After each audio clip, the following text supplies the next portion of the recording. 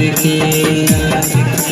गोदी में बैठाई तो खूबे सिहरई तो पूछा तो सब बतिया के झर के।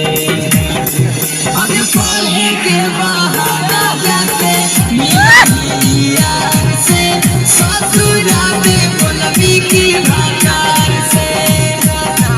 अब पढ़े के बहाना जाते यार से ससुरा में बोलबी की भकार से।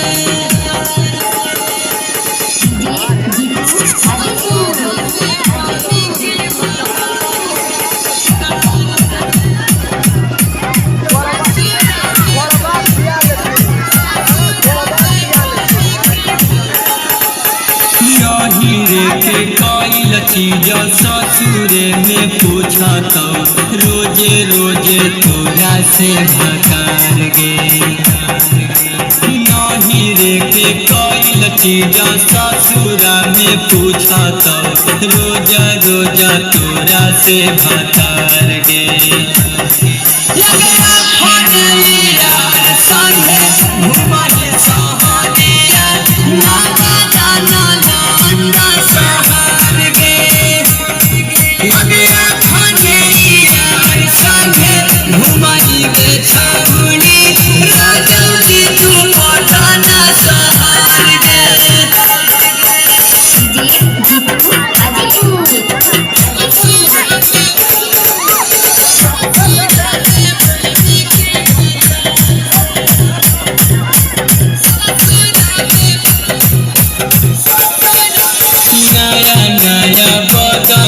हीरो जेला भार गे नाई कन के कैनी बरवा।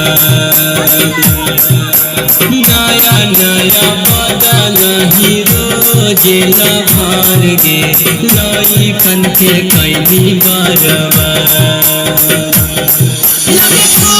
खाना